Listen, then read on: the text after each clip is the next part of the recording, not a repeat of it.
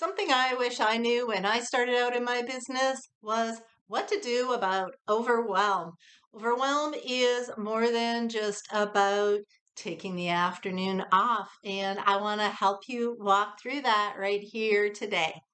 My name is Connie Anne, and I'm a paradigm shift specialist.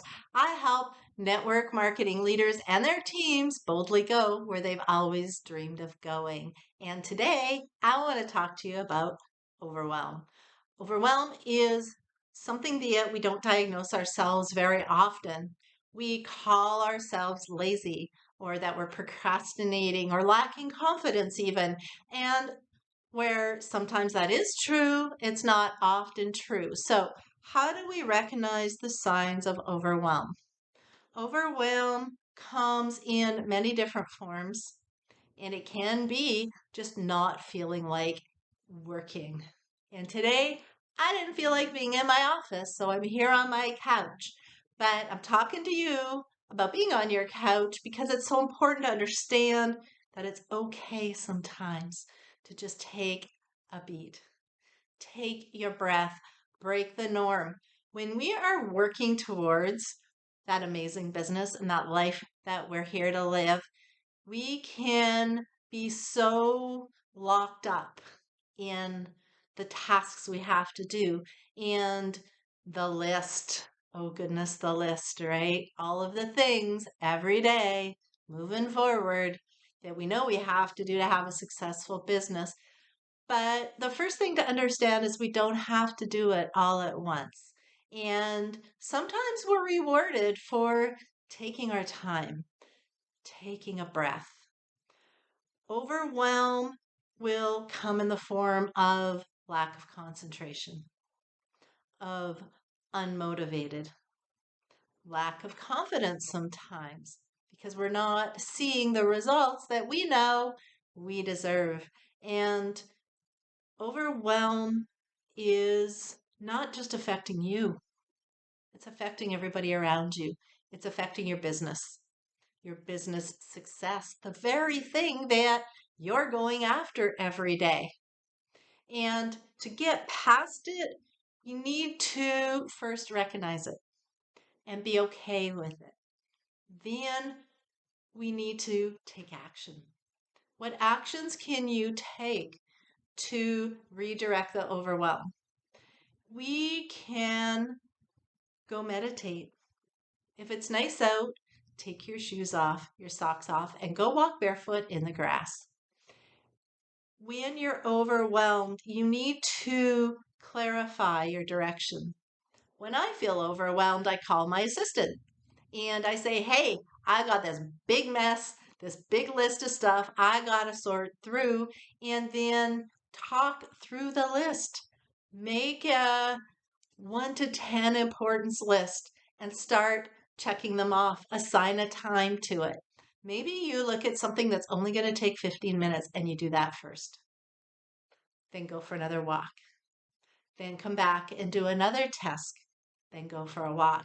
And before you know it, the list is cleaned off and the overwhelm is no more. So if it's that big, scary list of all of the things you have to do to run your business on a daily or weekly basis that is pulling you under, then let's get some life support going. Let's get that list taken care of once and for all. Another form of overwhelm comes from our well meaning friends and family. If you have always been a stay at home person, you've been the doer in your family, and people just drop things off on your lap, and you can't catch a breath because you have to sew on the button and iron the shirt and do the groceries and run an errand, and you just can't seem to be getting your list done for yourself or your own business, then I want to teach you a word. It's a complete sentence, and it's probably one of the hardest words for so many people to say, and the word is no. No, I can't do that right now. No, you're going to have to do it yourself. You know where the iron is. You know where the fridge is. You know how to use the stove. You drove past that store on your way home. Why didn't you stop there then? Take control of your time. Take control of your daily tasks and run your business like a business and say no. It doesn't mean you don't have to be a loving, giving, caring parent and partner, but be loving and caring to yourself as well. And manage your time around your business during business hours.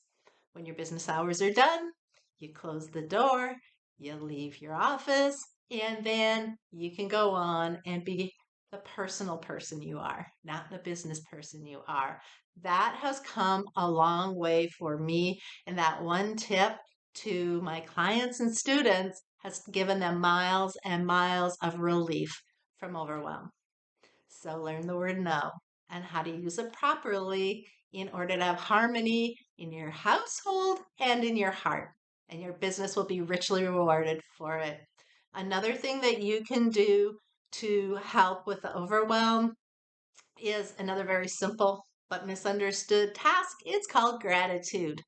How can writing down just a few things that I'm happy about bring me a better life? I did a whole training on that, and I'm going to put the link down below this video so you can click on it and go watch it. It is the difference between attitude, gratitude, and a goal statement. They are all powerful, but slightly different. And so I helped to dispel it in that video. So please go watch it after this one so that you can understand that better. But gratitude is just being thankful for the things in your life right now. When you're feeling overwhelmed, you can just sit down with a pen and paper. And if you know me by now, you know I'm a fan of pen and paper. Don't write it on your computer, your phone, or your tablet. There is something magical when you pick up a pen and you write on a piece of paper. That doesn't happen any other way. And it touches something deep down inside of you that just, it activates a piece of you like nothing else. So write down that you're thankful for 10 different things. I am so grateful and thankful for this pen in my hand. I'm grateful and thankful for clean running water out of a tap. I'm thankful and grateful for when I flick on a light switch, the lights come on. The couch you're sitting on, the car you drive, even if you're not a fan of the car and you want a better one, be happy for what you have.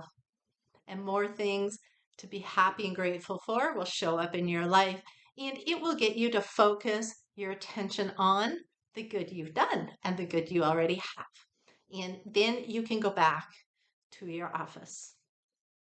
The other thing I want to share with you is delegation. If you can give it to somebody else to do, give it to them to do. Like that family member that wants you to iron the shirt. Teach them how if they don't know how. Say, okay, go get out the iron and the ironing board. I'm going to show you how. And then from now on, you're going to do it yourself. Then you don't have to do it anymore. If it is something to do with social media or emails or anything like that, there are so many resources out there and people that you can pay just a few dollars for to do it for you. It took me 4 months to get around to doing my very first banner on social media. And when I realized I couldn't do it, it cost me $30 and took me about 5 minutes to find somebody to do it for me. And then it was done. But it took me forever to get around to it. So take it from me. Don't procrastinate, delegate. And that will also take things off of your overwhelm list. And on that note, before anything else, take out a pen and paper and write down everything you have to do. All of your business stuff, all of your personal stuff, 2 different lists. You're not going to do your personal stuff during business hours and vice versa unless it's absolutely necessary. Start there, then go down the checklist of everything we've talked about here today and get that overwhelm over and done with.